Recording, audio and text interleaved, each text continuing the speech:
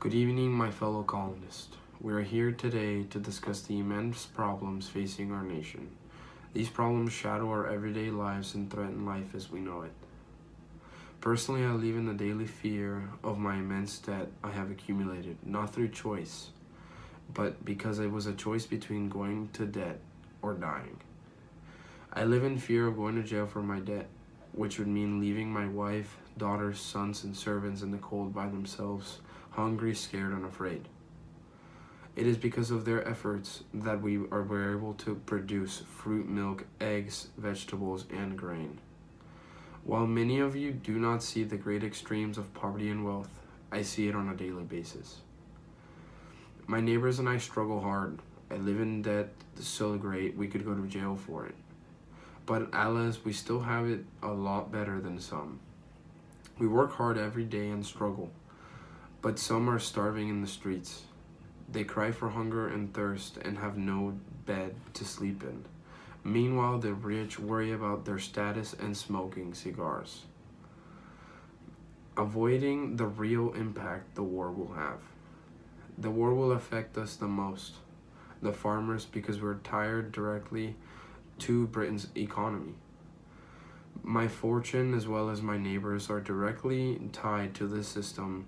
We are at its mercy. We are forced to rely on trade, influenced by the Navigation Acts, and therefore, if the British Parliament is ended, so is our well-being. If we cannot trade or sell grain, we will all be further pushed into poverty and debt. Thus, we face many hard decisions about this colony's current political state. We wish that this constant controversy would simply just end so we can return to our normal lives. However, since this is not happening, so we have no choice but to face reality. I speak for not only myself, but the other farmers I represent. When I say this, they are struggling as much as or worse as me, and they have almost no voice. The women cannot speak for themselves, nor the servants either. To begin, I would like to talk about the stamp tax. I am sure none of you enjoy this act, and neither do I. It is a complete and utter outrage that I am beyond sick of. We should not be obligated to pay the British taxes when they give us nothing back in return.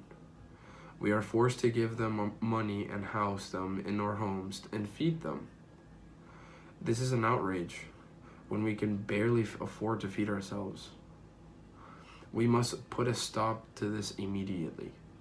Not to mention the Stamp Act, where we have to pay taxes on almost everything from newspaper to other documents. This is not only an outrage, but it is an infringement on our basic human rights. We must put an end to this immediately. It is 10 years later and we are still facing this situation, which is only worsening.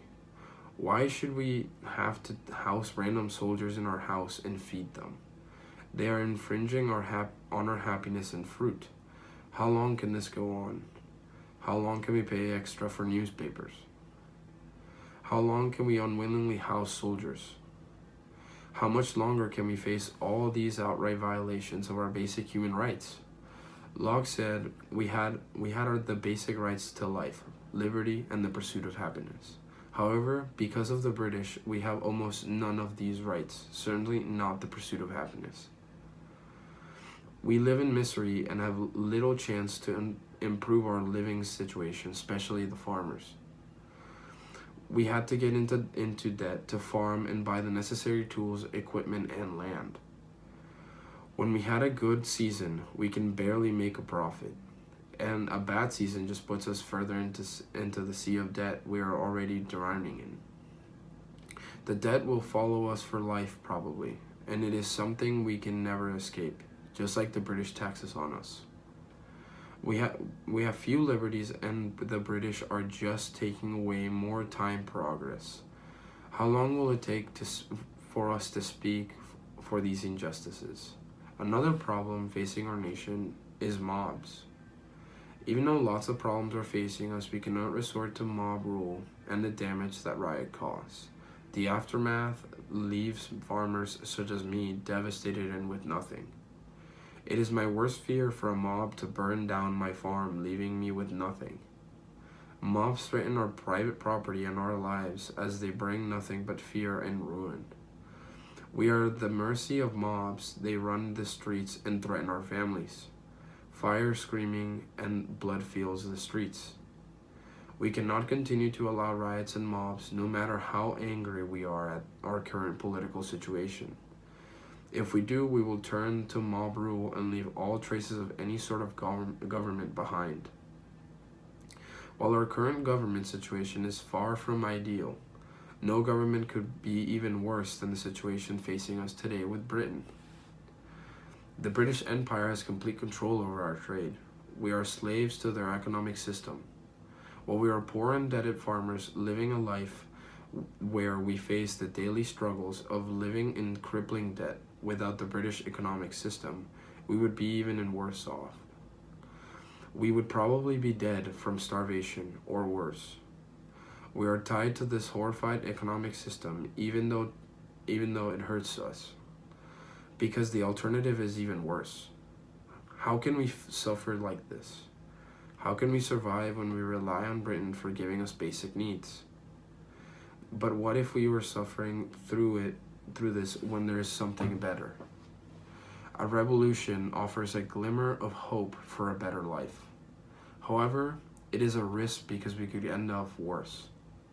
How can we make such decisions when our whole livelihood is at risk?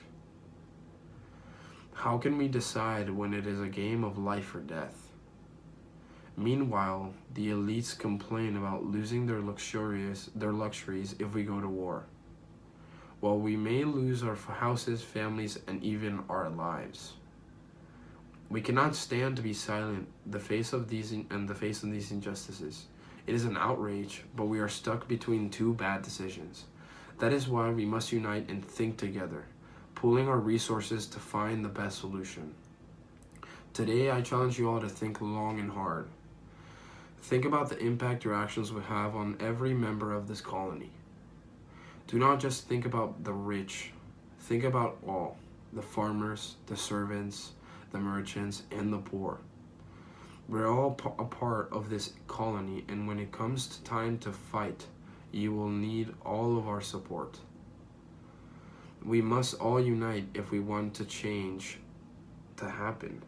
I'm not saying we should fight Britain, but I do think we need to think long and hard about the current situation and the way to make things better.